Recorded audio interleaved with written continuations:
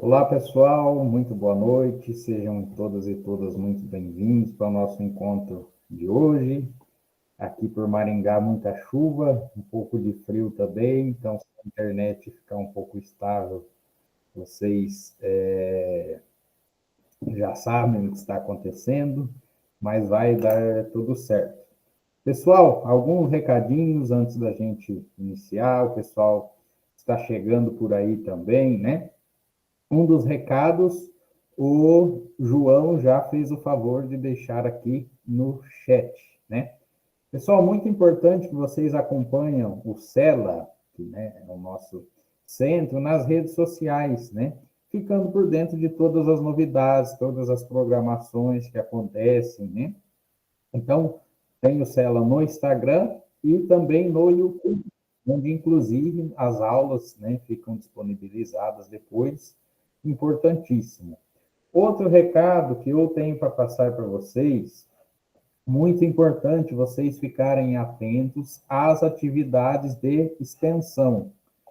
A carga horária de extensão é obrigatória, né, para vocês conseguirem colar grau depois. Então, até o final do curso, vocês têm uma quantia de atividades de extensão que devem ser cumpridas. Então, fiquem de olho, qualquer dúvida pode estar tirando aí, perguntando, tirando as suas dúvidas, se informando com os tutores do curso também.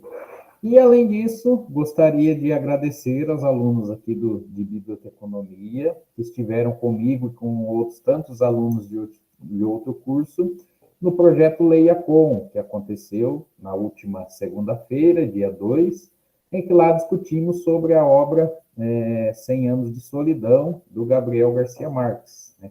Não me lembro agora o nome, porque tinha bastante gente, mas, enfim, muito obrigado. E fica um convite aos demais, a quem já participou também, a participar do próximo encontro. É sempre no início do mês. Importante também vocês acompanharem lá no Cela, porque a gente está sempre postando essa programação. Então, daqui até o fim do ano, a gente tem um encontro por mês, discutindo diferentes obras e diferentes autores. Próximo encontro não serei eu, será outro professor ou professora, mas é um espaço muito rico, um espaço de muito aprendizado e que só funciona com a apresentação de vocês. Além disso, gera para vocês também as horas complementares a serem aproveitadas por vocês. E, enfim, as obras estão escolhidas daqui até o fim do ano e é um espaço muito rico em uma atividade extra para fora a sala de aula, né? Pessoal, tem alguém que está aqui no nosso encontro pela primeira vez hoje, que não estava nos outros dias? Por favor, se manifeste aí no chat, coloca a cidade da onde está falando, se tiver alguém aí, por favor. E vamos, então, sem mais delongas, dando início ao nosso encontro da unidade 4, que tem como tema a biblioteconomia no Brasil. Pessoal, está chegando perguntas aqui no chat sobre a quantidade de horas, eu não me lembro ao certo, mas verifiquem com os tutores, né? Vocês encontram no espaço lá do Moodle, do AVA, tem essas informações. Dando sequência, unidade 4, biblioteconomia no Brasil. Então, nós vemos seguindo de uma caminhada aí na disciplina, em que no primeiro encontro discutimos, né, os conceitos, o que é a biblioteconomia, em que área da informação ela se encontra. Depois nós passamos para a evolução histórica da biblioteconomia, né? Então, relembrando o processo de que as bibliotecas existiram desde a antiguidade, passando pela Idade Média, moderna, era contemporânea, mas que a biblioteconomia, enquanto disciplina, ela só se desenvolve a partir do século XIX, e só vai criar corpo propriamente dito a partir do início do século XX. Na aula passada, vimos a relação com a documentação, as influências da documentação, que depois vai acabar por se tornar ciência da informação, que é a área que dialogamos bastante e que nos dá suporte quanto ao desenvolvimento científico, à produção de novas teorias, enfim, né? E hoje nós vamos falar um pouquinho desse processo da biblioteconomia aqui no Brasil. Então, aquilo conceitual que a gente vimos, que nós vimos de forma ampla, hoje mais especificamente voltado para o Brasil, como esses processos, né, foram construídos, como eles chegaram aqui no Brasil e quais as principais vertentes que a biblioteconomia brasileira adota. Para além disso, muito importante a gente pensar também nas legislações. Então, o Brasil, como um todo, tem suas leis específicas para todo o seu território nacional, e não é diferente no que tange à biblioteconomia. Então, somos respaldados pela legislação brasileira e como isso impacta, beneficia no nosso trabalho enquanto bibliotecário. Então, os objetivos de aprendizagem da aula de hoje, né, primeiro, contextualizar sobre o panorama da biblioteconomia no Brasil, também caracterizar quem é o bibliotecário brasileiro, identificar os desafios profissionais enfrentados pelo bibliotecário na contemporaneidade, principalmente no Brasil, um país que tem dimensões continentais, realidades sociais diferentes, por mais que a gente tenha uma legislação para todo um território nacional, os desafios profissionais são muito evidentes no que tange, né, a biblioteconomia e a diversidade do país como um todo. Mas vamos seguindo, então. Primeiro ponto para a gente refletir é sobre a existência das bibliotecas brasileiras. A gente comentou até em aulas passadas que o primeiro curso de biblioteconomia estabelecido no Brasil foi no início do século XX, ou seja, mais ou menos há 100 anos atrás, 110 anos, né, na Biblioteca do Rio de Janeiro. Mas, assim como vimos também nas outras aulas, por mais que a biblioteconomia se forma somente nesse período, início do 20, final do 19, as bibliotecas já existiam há muito tempo.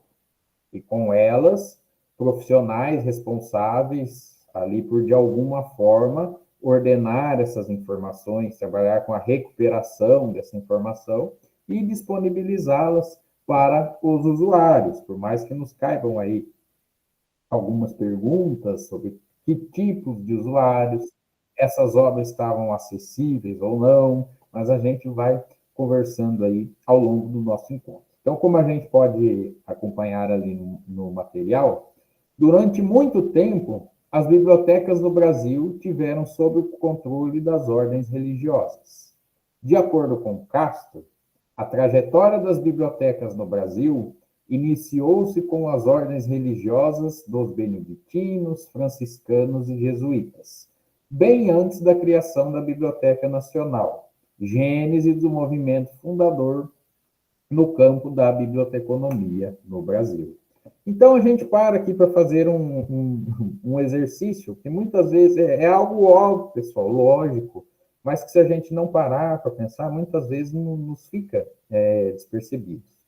Então, o curso da biblioteconomia, as bibliotecas públicas vão surgir aí a partir do final do XIX, início do século XX. Mas e antes disso, que tipo de bibliotecas nós tínhamos aqui?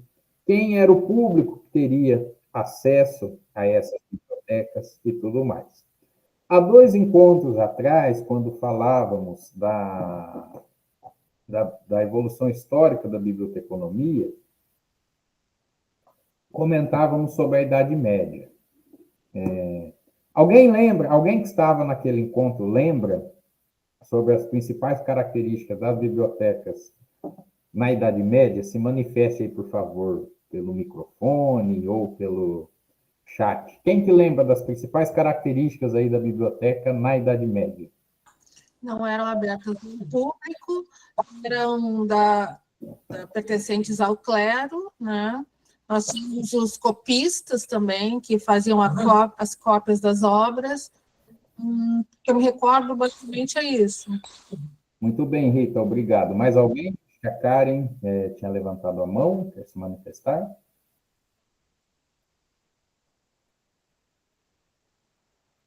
Era isso, obrigado. Então, pessoal, agradeço a participação de vocês. Sempre muito importante, tá, pessoal? Não se acanhem aí, não fiquem com medo de errar ou algo do tipo. Aqui é o espaço do diálogo e do aprendizado. E isso a gente só faz em conjunto. O Luciano comentou no chat, ligados à igreja, os livros eram registros aos membros da igreja. Muito importante, pessoal, corretíssimo. Então, é basicamente isso, mas é um exercício para a gente ver como que nada é estático. Eu dizia, né, sempre que eu trago conteúdo relacionado à história, ao desenvolvimento histórico, que não se trata de decorar datas, não se trata de decorar os séculos, mas sim de entender os processos. Então, a gente comentava que, na Idade Média, basicamente, entre o século V e o século XIV, se a gente pode assim dizer, as bibliotecas estiveram nas mãos do clero, da igreja, o papel dos monges copistas, né? Os livros eram restritos aos membros da igreja, como colocou a Roseli aqui no chat também, e tudo isso é verdade. Agora, se a gente parar para pensar, né, o Brasil, então a chegada dos europeus no Brasil se dá a partir da era moderna, né, já no ano 1500. Mas, se a gente for olhar as trajetórias das bibliotecas brasileiras, em muito se assemelha àquele contexto medieval. Porque quem foram os responsáveis por trazer e por manter essas bibliotecas aqui no Brasil durante muito tempo? As ordens religiosas, franciscanos, jesuítas. Então, veja bem, os registros históricos lá da chegada dos portugueses ao Brasil. Chegam aqui, né, em 21 de abril de 1500, dia 26 de abril já tem a primeira missa, ou seja, já desde a primeira chegada dos portugueses, essas ordens religiosas estiveram presentes. A partir daí, vão estabelecer aqui missões religiosas, praticamente que se destaca o papel dos franciscanos e dos jesuítas, que iriam ter nessas missões, claro que para isso era necessário, os seus registros. Qual o principal, né, livro aí do cristianismo? A Bíblia. Então, e daí, por aí segue. Então, se a gente pensar, né, lá na escola a gente estuda no período, muito, às vezes até cai em vestibular, dependendo da região, sermões do Padre Vieira, um padre jesuíta, lá do século 17 ou 18, não me lembro agora, peço até desculpas, mas, enfim, essas pessoas sempre tiveram bibliotecas. Se a gente pensar na formação de novos religiosos, novos padres, ou seja, as bibliotecas eram necessárias, mas não estando aberta ao público, primeiro porque o público, em grande sua maioria, era analfabeto, e aí uma série de problemáticas. Então, as bibliotecas existentes durante considerável período da história do Brasil, né? Roseli Maia era elitista, exatamente. Então, durante um largo período, essas bibliotecas restritas, ou nas mãos da igreja, ou nas mãos de uma elite, as bibliotecas particulares, né? Mas ainda assim vejo que muito mais restrita, nesse período inicial da colonização, se mantendo restritas basicamente ao poder da igreja. Então, seguindo aqui nos slides, essas primeiras bibliotecas, né, como diz a citação ali, elas não nasceram públicas, mas como ensino privadas e como uma direção ferreamente dirigida à catequese, o aprimoramento do espírito missionário. Os livros que faziam parte desse arsenal religioso, espalhado pelas primeiras povoações e os colégios, eram apropriados ao objetivo, fundamentalmente obras litúrgicas ou amparo doutrinário, ao trabalho apostólico, sempre sob o respaldo do colonizador. Pessoal, é válido lembrar que nesse período, por que eu vou trazendo essas coisas? Para que a gente comece ou continue a clarear nossas ideias, nossas concepções. Então, quando a gente fala biblioteca, o que nos vem à mente? Essa biblioteca que nós temos acesso hoje, né? E que nós estamos aqui estudando para trabalhar e para manter, para desenvolvê-las, né? Mas quando a gente fala de biblioteca e de biblioteconomia em períodos passados, a gente tem que ter em mente essas diferenças. São muito importantes e consideráveis. Então, é válido lembrar que nesse período no Brasil existia algo chamado padroado régio, ou real patronato. O que isso significa? Que quem era responsável pelos registros da administração e tudo mais era a igreja. Então, por exemplo, certidão de nascimento, hoje nasce a criança, obrigatório fazer. Qual que era um dos principais registros de nascimento? O registro de batismo, de casamento, o registro de mortos e etc., a certidão. A cargo da igreja, os seminários, os cemitérios eram da igreja. Então, não só livros bíblicos, mas os principais registros do país também estavam nas mãos da igreja, porque a igreja e o governo era praticamente uma entidade só, dadas as diferenças, mas pelo menos duas entidades que eram fortemente ligadas. E quando vem a administração para o Brasil, ainda por volta de 1530, dos primeiros governadores gerais e tudo mais, passam-se a se ter os registros, né, que são outros fatos que passam a ser armazenados e acumulados, muito importante também. Mas é importante ressaltarmos que quem estava na guarda, um trabalho de bibliotecário, como era concebido naquela época, né? Nas mãos das ordens religiosas. Esse panorama só começa a se transformar com a vinda da família real para o Brasil em 1808. Então, contextualizando mais uma vez historicamente aí, o que está acontecendo nesse período? Napoleão está invadindo Portugal e a família real está vindo para o Brasil. Lembrando coisas muito importantes, pessoal. O Brasil era uma colônia, ou seja, era um território anexado ali por Portugal, e, de repente, do nada, os reis de Portugal estão vindo morar aqui. Então, a vinda da família real, ela não é só a família real, o rei, a rainha, né, o cachorro, o papagaio e periquito, mas sim toda a administração portuguesa que está vindo para cá. E isso incide em muitos aspectos da vida no Brasil, principalmente no que tange às bibliotecas, e por que não a biblioteconomia? Porque é a partir daí que as coisas começam a se transformar, que as bibliotecas vão se desenvolver e começar a tomar forma como mais ou menos conhecemos hoje, né?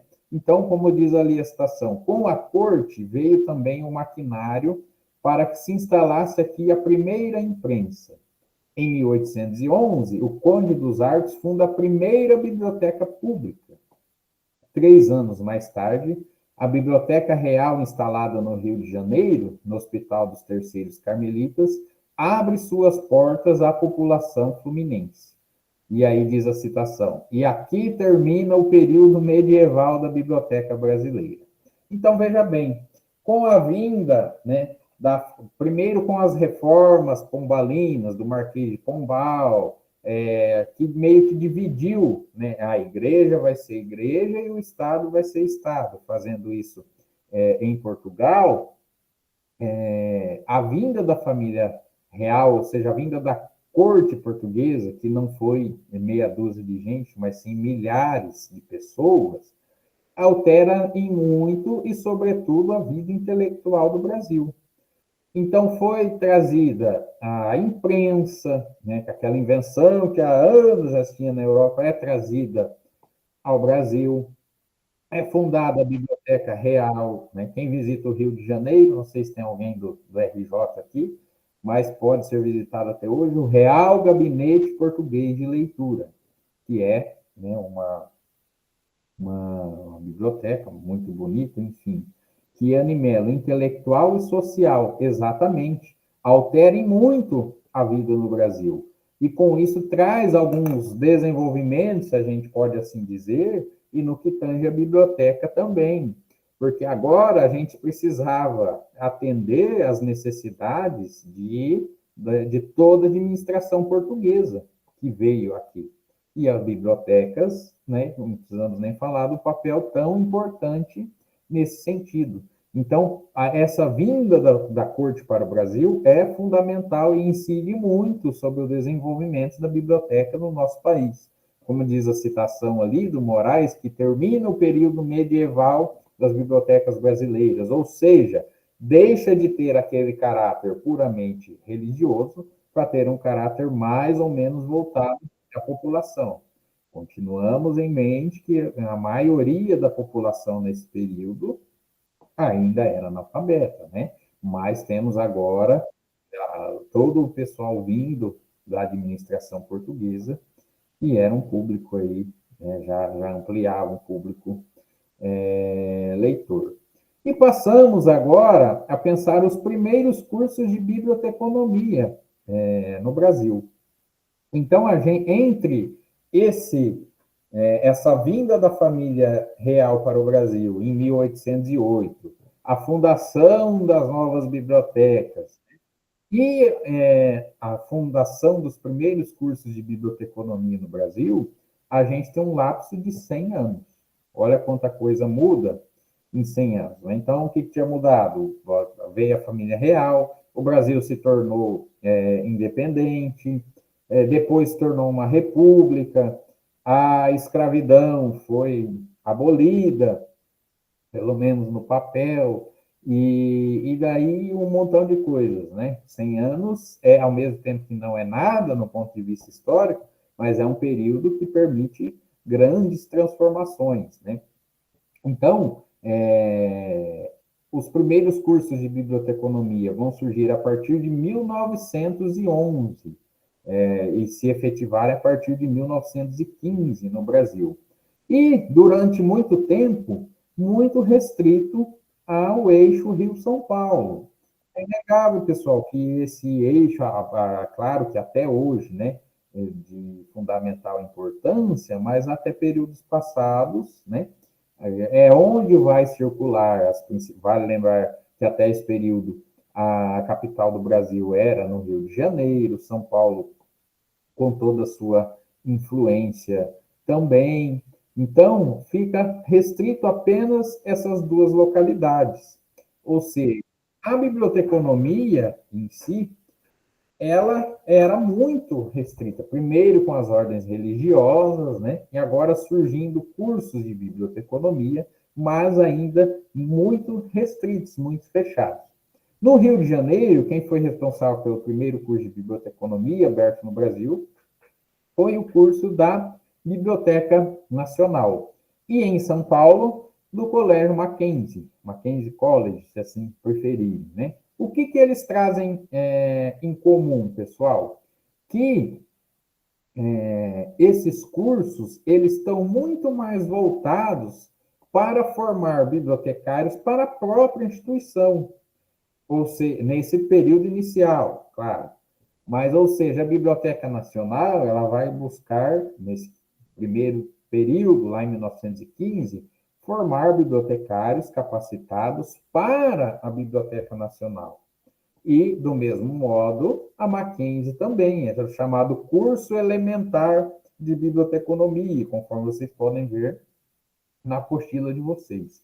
Então, tudo numa dinâmica voltada mais internamente. Então, outra coisa importante a ser destacada, que os ensinamentos das escolas de biblioteconomia dos estados de São Paulo e do Rio de Janeiro eram totalmente diferentes. Em São Paulo, essencialmente técnica, era influenciada pela Columbia University. E no Rio de Janeiro, seguiam os moldes da escola francesa, École de Chartres, que tinha uma visão conservadora e enciclopedista. Esse fato permaneceu até 1944, quando essas diferenças entre os conteúdos ministrados se dissiparam. Então, veja aqui, nas aulas passadas, a gente não discutiu que havia um jeito, uma escola de biblioteconomia norte-americana e outra europeia, muito mais respaldada pela documentação, né? E, enfim, é o que a gente estava vendo na prática. Então, na prática, aqui, nesse período de fundação dos cursos de biblioteconomia, dois jeitos de fazer biblioteconomia muito distintos, duas vertentes diferentes. E isso só é padronizado a partir de 1944, ou seja, mais ou menos 30 anos depois da fundação desse curso. Então, um curso muito restrito, localidades muito restritas e de formas dadas muito diferentes, né? Pulando aí, passando mais adiante, a década de 60 é marcada pelo reconhecimento da profissão de bibliotecário em 1962. Então, é principalmente para quem deseja prestar concursos aí depois de se formarem, né?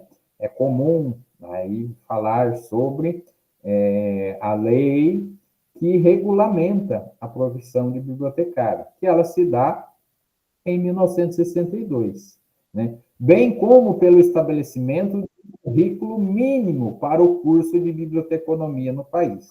Ou seja, as legislações dessa época vão trazer quais são as competências, as obrigações do bibliotecário, essa, e essa, né?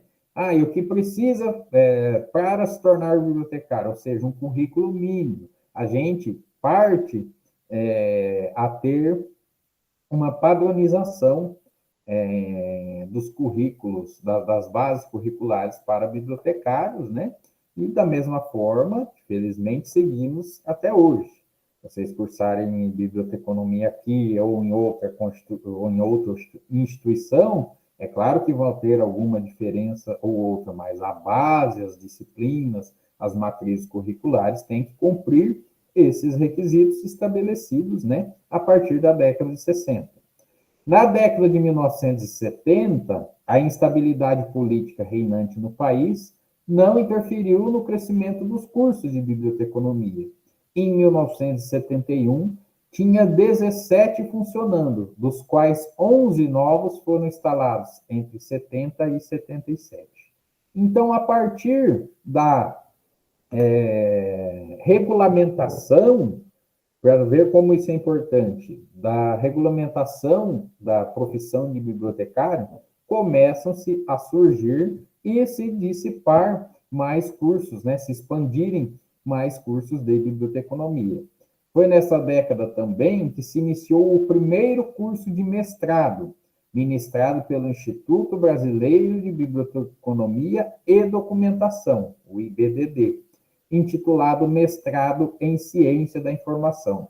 Lembra que falamos da documentação no nosso último encontro? Olha, ela saindo aqui nessa instituição, né? E a documentação, que dá origem à ciência da informação, desde a década de 70, tem-se essa concepção da ciência da informação enquanto produtora de ciência voltada para o curso não só de biblioteconomia, como os outros, mas a nossa base aí vem das discussões da ciência da informação. Então, aqui a gente já está em outro momento da biblioteconomia brasileira, que até chegar até nós, vai se expandindo, né? Então, aqui diz, já haviam 17 cursos. A gente pensa, nossa, é até bastante, mas um país como o Brasil, né, ainda assim, é muito restrito. Na década de 80, já existiam no país 29 cursos em funcionamento, nas diversas regiões, e 5 cursos de mestrado. Então, a partir dos anos 80, continua-se essa tendência de expandir esses cursos e tudo mais, mas, pessoal, é nos anos 90 e, sobretudo, a partir dos anos 2000, que as coisas vão tomando corpo mais ou menos da forma que conhecemos hoje. Então, acompanhando ali no material, no ano de 1996, foi promulgada a Lei de Diretrizes Bases da Educação Nacional, no qual seu artigo 53 assegurou autonomia para instituições de ensino superior criar, organizar, extinguir em sua sede cursos e programas de educação superior previstos nessa lei. 4 anos depois, em 2001, 5 anos, são estabelecidas as diretrizes curriculares para o curso de biblioteconomia, as quais estamos seguindo aí com alguma ou outra alteração até os dias de hoje. Então, são diversos processos aí que vamos passando de muitas diferenças, muitos desafios, mas também de evolução, né? Hoje a gente está aqui, e é o que é discutido aqui no próximo slide, um ambiente virtual, discutindo biblioteconomia, o que é muito bom para mim, para vocês, para nós, para a biblioteconomia, mas isso é algo muito recente, pessoal. Então, como vimos ali, é mister salientar que, passados 110 anos da implantação do curso de biblioteconomia na Biblioteca Nacional, a graduação é oferecida nas habilitações de licenciatura e bacharelado. Lembrando que aqui estamos cursando um bacharelado, né? Tem duração de 4 anos, não necessariamente, né? E é possível cursar tanto na modalidade presencial quanto à distância. De acordo com dados do último Censo de Educação Superior no Instituto Nacional de Estudos das Pesquisas Educacionais, em 2019, há registrado 41 cursos, e nesses quantitativos incluem-se todos os cursos, sejam aqueles em atividade, quando os que estão em extinção ou em processo de descredenciamento voluntário. Pessoal, 41 cursos, ótimo, melhorou muito, né? Em vista do que era restrito aquele eixo Rio-São Paulo, mas pense 41 cursos no Brasil. Se a gente pensar que a gente tem 26, 27 federações aí, não chega, se fosse uma média, a dar 2 por estado, né? Então, um número bastante baixo. Enfim, hoje, felizmente, com o EAD, esse processo foi ampliado, que é o que a gente vê na segunda parte do material. Aqui também percebemos um diferencial, pois por muitos anos os cursos de biblioteconomia foram ofertados somente presencialmente. Entretanto, de acordo com a expansão da educação à distância no país e com a lei federal, né, surge de 2010 até 2020, todas as instituições de ensino públicas e privadas do país deveriam ter uma biblioteca com pelo menos um livro por aluno, e a procura do curso de biblioteconomia aumentou, especialmente na EAD. Pessoal, acho que muito é por isso que estamos aqui, né? Porque, claro, que em primeiro lugar, acredito e espero eu, né, enquanto professor, porque gostamos da biblioteca, gostamos das práticas de leitura, da educação, e tudo o que envolve, né? Mas fundamentalmente também porque existe campo para nós atuarmos, né? E a gente deve isso fundamentalmente às legislações. Então, veja bem, a gente tem tem o sentido de que, como disse ali, as bibliotecas, né, todos os cursos superiores são obrigadas a ter uma biblioteca com pelo menos um exemplar para o aluno. Temos os conselhos aí em todas as regiões do país que atuam no sentido de que, desde lá, a legislação de 1960 expresso que a biblioteca precisa ser gerenciada por bibliotecários, e é trazido aqui, algumas escolas estão com salas de leituras e não com bibliotecas, assim o professor atua. Pessoal, isso é um problema crônico, e nosso dever, enquanto bibliotecários também, atuar de alguma forma, ainda que nos é sempre limitado, mas a pelo menos tentar mudar esse panorama. Como diz a velha fábula do beija-flor que queria apagar um incêndio na floresta. Estou fazendo a minha parte, né? Inclusive, trouxe aqui, não coloquei nos slides, mas vou compartilhar aqui no chat o link de uma legislação que foi atualizada no ano passado, né?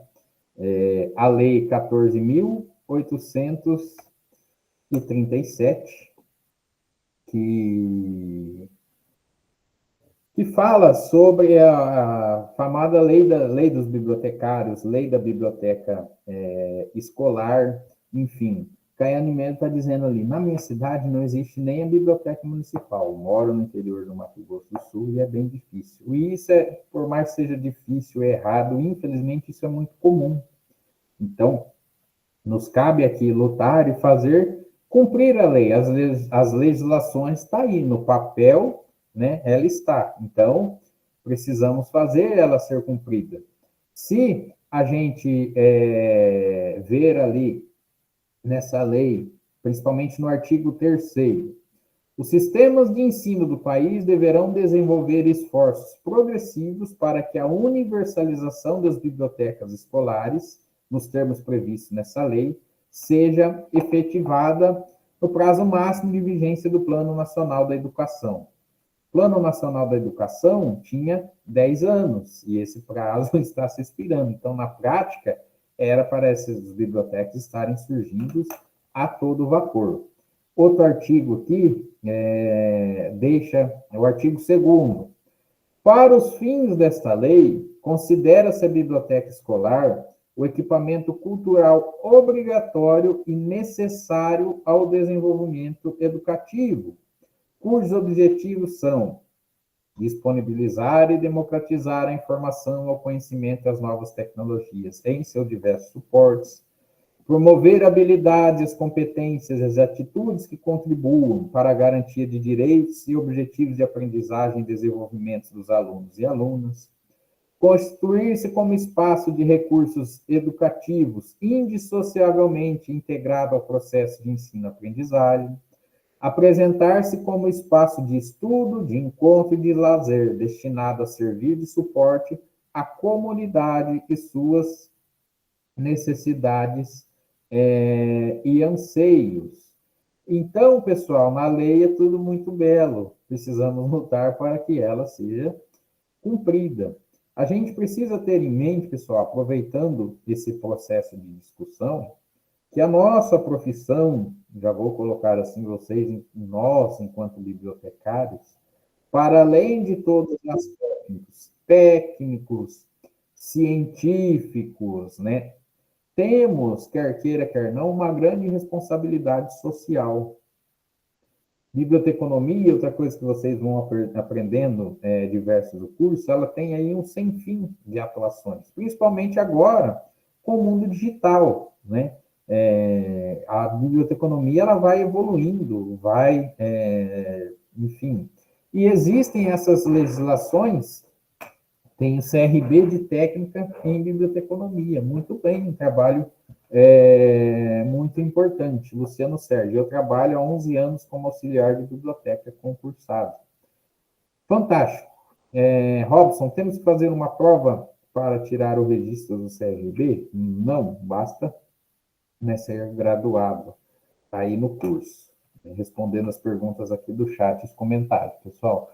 Mas, enfim, a gente tem uma grande responsabilidade social. E existem diferentes formas, diferentes tipos de bibliotecas. A iniciativa privada, trabalhar numa instituição privada, aqui como a UniCV, temos, né, o nosso bibliotecário também, professor o Josimar, enfim, nas universidades públicas, as bibliotecas especializadas, muitas vezes dentro dessas universidades, muitas vezes, né, em setores voltados à saúde, tem suas bibliotecas especializadas, mas muita coisa gira em torno também das bibliotecas públicas, né, municipais, como nossa nobre colega colocou aqui, que sente a ausência delas em sua cidade. E principalmente essas, pessoal, têm um caráter social muito grande, bibliotecas comunitárias, bibliotecas infantis. Aqui no curso de biblioteconomia, vocês, além das disciplinas técnicas, né, aprendemos que, entre as atribuições dadas aos bibliotecários, e quem já trabalha aí com biblioteca sabe, não são só esse caráter técnico da classificação, da catalogação, mas sim estratégias de gestão da biblioteca, estratégias de marketing para atingir novos usuários. Ou seja, não existe biblioteca descolada, né, desligada da realidade social, da legislação do país. As bibliotecas precisam de melhores investimentos, sem sombra de dúvida. Precisamos de reconhecimento, de investimento, independente de qual seja pública, seja privada, geralmente no ramo privado, né, as condições são um pouco melhores. Olha que comentário interessante da Laiane. No meu caso, eu não estou fazendo curso para atuar em bibliotecas.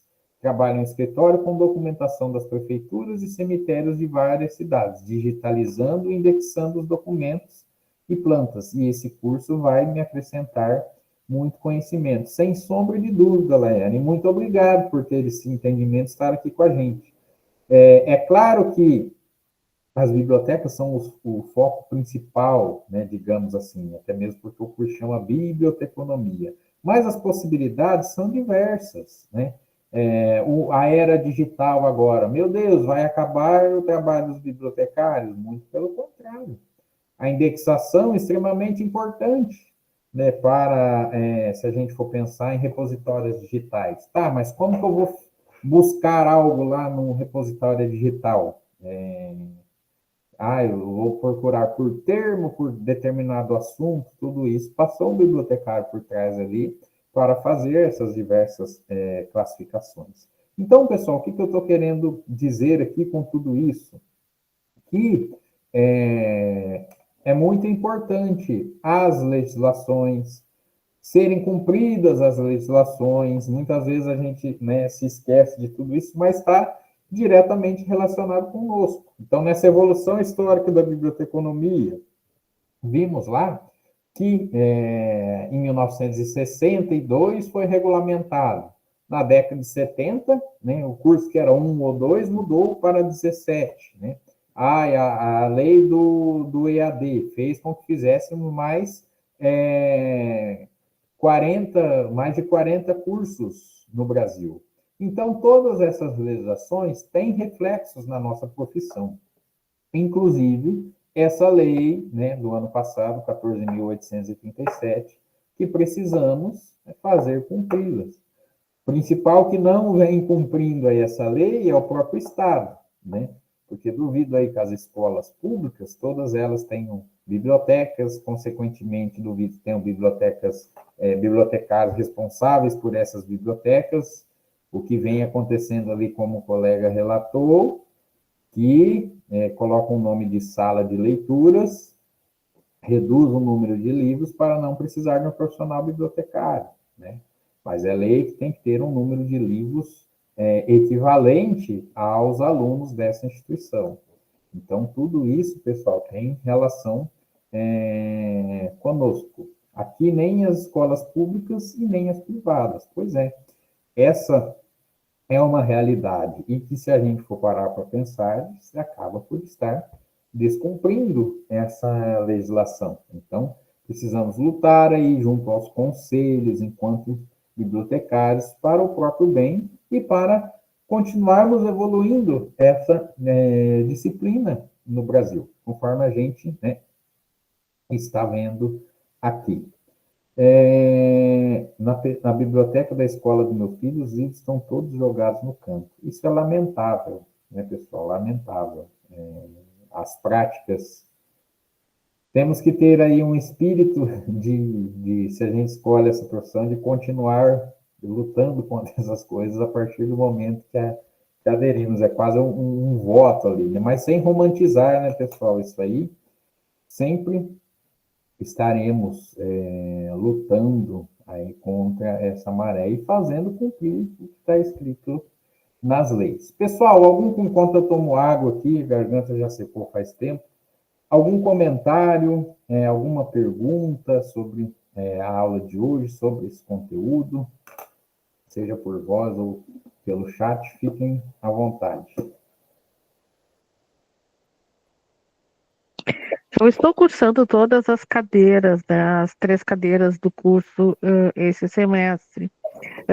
Eu fiz os trabalhos, eu ainda não fiz as provas, eu tenho até o dia 10 para realizá-las. Eu quero saber se as provas estão assim na base das explicações dessas aulas síncronas, fora o material, obviamente, que eu já li todos, né? É bastante material. Uma das sugestões que eu dei foi que tivesse mais aulas síncronas, né, para a gente ter mais esclarecimentos, porque eu considero uma hora por semana pouco, né, porque tem bastante conteúdo. Não cheguei nem a visualizar as provas, mas eu me preocupo como se realizará, como a gente fará essas provas, assim, com poucas aulas síncronas e muito material para ler. Boa pergunta, Rita, obrigado. Essas dúvidas sempre, os tutores estão aí para auxiliá-los também, mas aproveitando esse espaço. Pessoal, os materiais, questões, atividades da prova são basicamente fundamentados no material que vocês têm disponível, as apostilas e todo aquele material. Então, as provas são baseadas naquilo, não tem nada fora dali, é baseada no material em si, né? Essas aulas síncronas, elas vêm para reforçar aquilo que é trazido na apostila. Então, os slides, praticamente dito, às vezes até reproduzem, né, pedaços lá da apostila de vocês. Essas discussões estão baseadas no material da apostila. Mas, como vem trazendo, essas aulas síncronas são no intuito de ser um extra, de ampliar as discussões. Então, por exemplo, agora coloquei essa lei aqui, 14.837. Foi, né, para além, para a gente contextualizar aqui com vocês, mas não necessariamente, se não está no material de vocês, não vai estar na prova.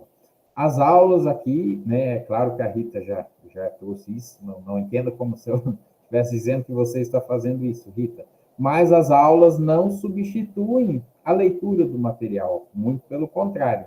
Inclusive no sentido de completar, né, toda essa formação. Mas fiquem tranquilos, com uma boa leitura dos materiais, anotações, aí ocorrem tudo bem nas provas aí com vocês. E vamos, né, lutando, quem sabe a possibilidade, né, claro, não depende de mim, mas de aumentarmos esses encontros. Bem, outra pergunta aqui do chat. O registro no CRB é tirado uma única vez? Caso não, quanto tempo é a validade desse documento? Pessoal, o registro do CRB, a partir da formação de vocês, é claro que como é regional, né? Eu sei aqui do Paraná, não sei das outras regiões, mas acredito que seja um padrão. Você tira uma vez, né? Claro que você tem que seguir um código de ética da profissão de bibliotecário, que é um documento importante também. E para variar, a gente paga uma anuidade todo ano. Então, isso que faz com a manutenção desse registro, mas sim uma vez. Pode falar um pouco sobre o MARC 21?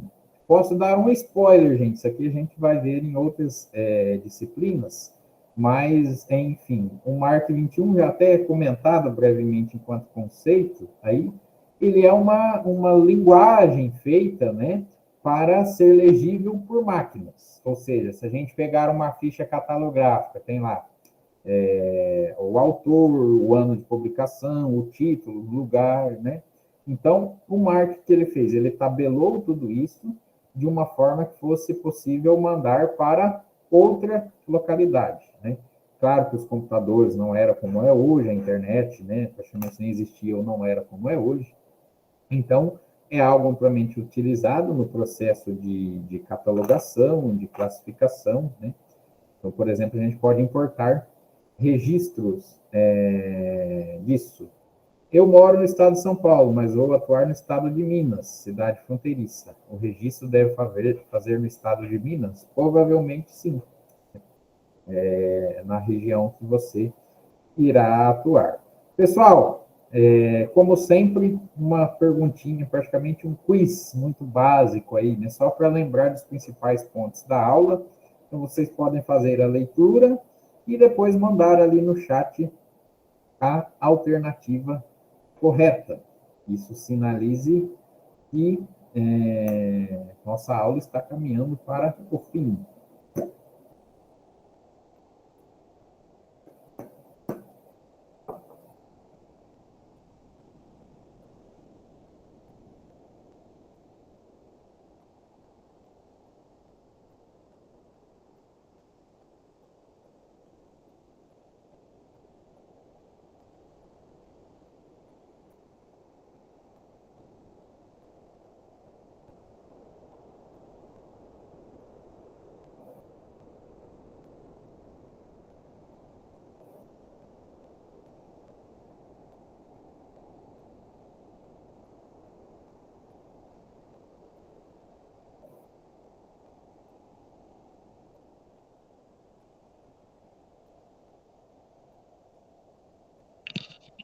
Essas opções estão corretas? Eu fiquei em dúvida ali, por exemplo, ali, ó, desde os tempos da colonização, né, existiam bibliotecas no território brasileiro, sendo que geralmente ficavam a cargo das ordens religiosas. Não Então, foi necessariamente com a colonização, né? Foi com a chegada da família real. vamos relembrar, então, os tópicos aí, vamos resolvendo E junto. daí, nós estamos falando no território brasileiro, né? Então, eu fiquei em dúvida. Então, Porque vamos para lá. mim as duas últimas seriam falsas. Vamos sanar essas dúvidas, então. Ok. Uma das legislações que influenciam diretamente a classe dos bibliotecários é a Lei 14.837, aprovada em tempos recentes, há um ano. Ou seja, verdadeira. Essa legislação que não estava nos nossos materiais, mas compartilhei aqui no chat com vocês, né? Só para vocês se entenderem.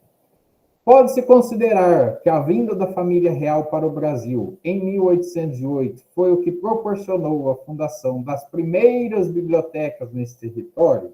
Aí que está a pegadinha. Falsa. Se a gente voltar lá nos primeiros slides, vai dizer que as bibliotecas já existiam aqui, juntos com os missionários, né? Só que outro tipo de biblioteca, muito mais restrita, assimilada às bibliotecas medievais. A terceira, com a expansão da chamada era digital no Brasil, a tendência é que seja extinta gradualmente a profissão de bibliotecário, e não há legislação que impeça esse fato. Falso, né, pessoal? Felizmente, né? Porque vimos as legislações aí que nos respaldam, e também que a biblioteconomia é aí um organismo em crescimento, em constante manutenção. E na última, né, alternativa, desde os tempos da colonização, existiram bibliotecas no território brasileiro, sendo que geralmente ficavam a cargo das ordens religiosas. E essa alternativa é verdadeira. Por quê? como comentado lá no início, né, se voltarmos nos slides que ficam disponíveis. Desculpa, eu tive um problema com a minha internet, tive que mudar várias vezes, não sei se tu viu que eu entrava e saía. Sim. Só respondendo a sua dúvida, então, quanto a essa última, né, que está ali. Sim. Desde o tempo da colonização, existiram bibliotecas no território brasileiro, sendo que geralmente ficavam a cargo das ordens religiosas. É verdadeira porque a colonização, ela se dá, né, desde quando os primeiros colonizadores, a partir de 1500, chegavam aqui. Então, como foi trazido lá desde o começo, né, dos seminários que foram fundados, que as ordens Então, religiosas... dentro daqueles seminários já haviam as bibliotecas eclesiásticas à disposição dos jesuítas, é isso? Isso, exatamente. Esse eu não sabia. Eu pensei que realmente o tipo de biblioteca, né, com livros, etc., realmente tivesse vindo somente com a família real, né, que eles vieram fugidos e trouxeram tudo que eles precisavam para sobreviver aqui, entre aspas, né? A citação do material ali, lá do comecinho da aula, a trajetória das bibliotecas no Brasil iniciou-se com as ordens religiosas, dos beneditinos, franciscanos e jesuítas, bem antes da criação da Biblioteca Nacional. Então, foi até trazido ali que um aspecto medieval da biblioteconomia, né? É que eu também achei essa terminologia estranha, porque não existiu Idade Média no Brasil, mas eu acho que esse medieval seria entre aspas, né? Sim, é no sentido de comparar a característica das bibliotecas medievais, que quais eram, até perguntei aqui, né? Sim, que eram somente ao acesso da igreja, que não era para aberta ao público, que tinha os copistas, né? Nesse sentido. Então, essas eram as origens das primeiras bibliotecas no Brasil. Existiam bibliotecas? Sim, mas não da forma como conhecemos, não era pública, ou seja, muito restrita, né? E isso só vai se transformar a partir da vinda da família real em 1808. Mas não que as bibliotecas só viram, né, a partir da vinda da família real. Existiam, mas muito restritas, né? O que acontece com a vinda da família real é ampliar essas bibliotecas, aí sim, na forma como conhecemos hoje, no acesso um pouco mais amplo e tudo mais. Ok, excelente aula. Oi? Excelente aula, professor. Muito obrigado. Gosto de aprender. Não só a Rita, mas a todos e todas vocês que permaneceram aqui. Lembrando, não sei, João, me ajude, por favor, se a lista está ali no chat, pessoal, a lista de chamadas, então é importantíssimo que vocês registrem a presença de vocês. Não dei o gabarito, né? Alternativa certa, alternativa D. Mas voltando, registrem a presença de vocês, sigam o Cela nas redes sociais, no YouTube, né, no Instagram, para vocês ficarem por dentro de toda a programação. E boa semana de provas, se assim podemos chamar, né? Bom período de provas aí, fiquem tranquilos, vai dar tudo certo. E lembrando que nossos encontros acontecem todas as quintas-feiras, a partir das 19 horas. Importantíssimo também, relembrando, vocês ficarem de olho nas atividades de extensão. Então, tirem as dúvidas aí com os tutores, né, para ser feito aí durante o período da graduação. Muito obrigado, pessoal. Excelente. Obrigada, professor. Boa noite a todos. E até a próxima.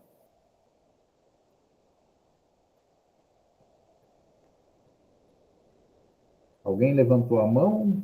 Quer tirar alguma dúvida?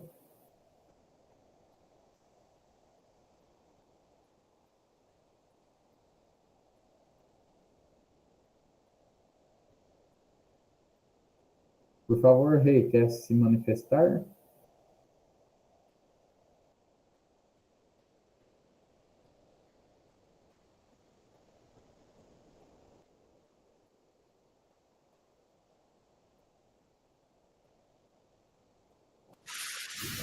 Eu gostaria de saber como eu faço para acessar a lista de chamada. A lista de chamada está aqui no chat. ao lado foi colocado ali novamente. Ah, Vou reenviar aqui, você abre um formulário e preenche. tá certo. Mas se você rolar ali no chat, vocês conseguem encontrar. Obrigada. Boa noite.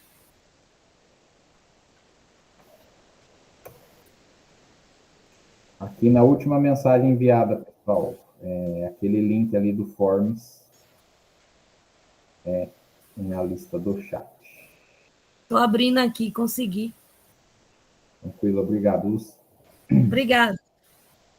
Tchau, tchau, pessoal. Estarei Tchau. dando a chamada. Até quinta que vem.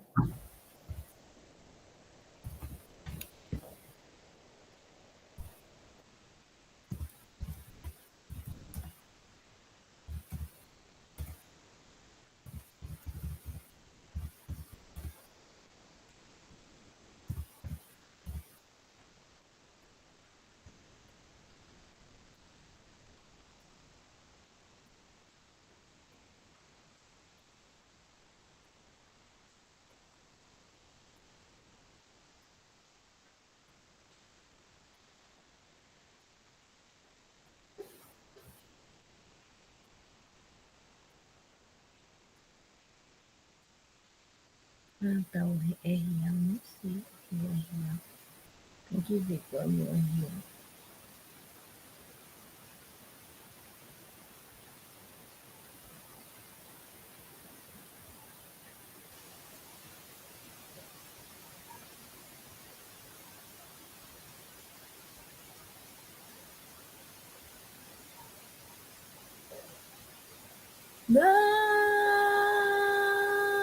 Não sai, amor. Ah, tá.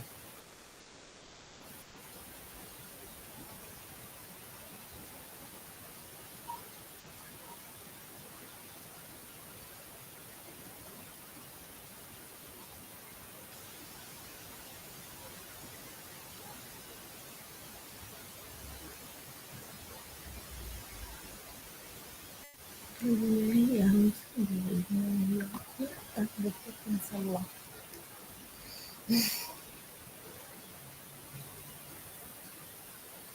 Eu esqueci o RA. Ele me deu aqui.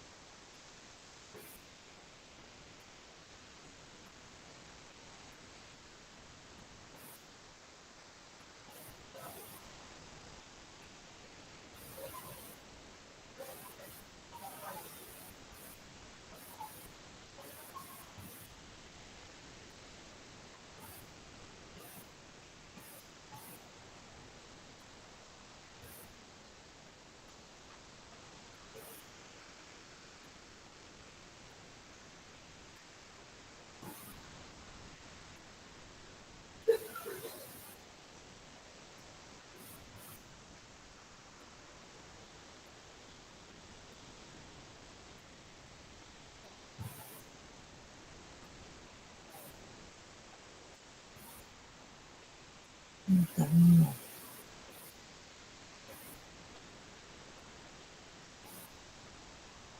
37, 254.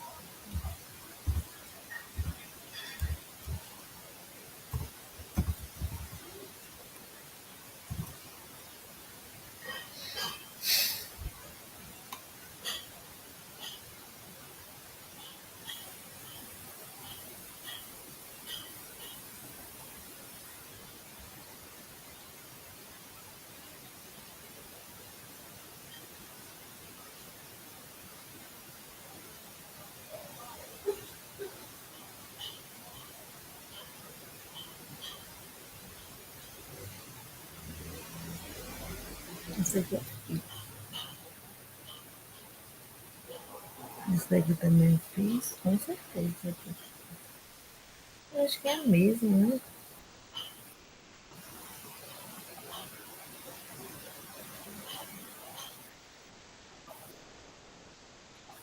AV1 2025.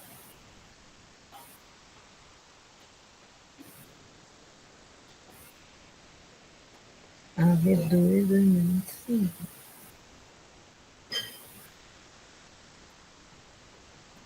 Não é a mesma. Ele bota um bocado aqui, mas é a mesma. Não, tá.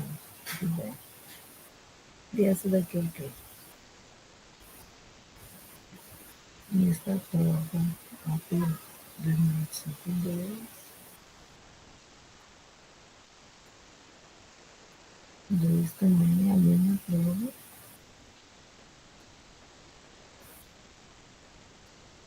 Mesma prova.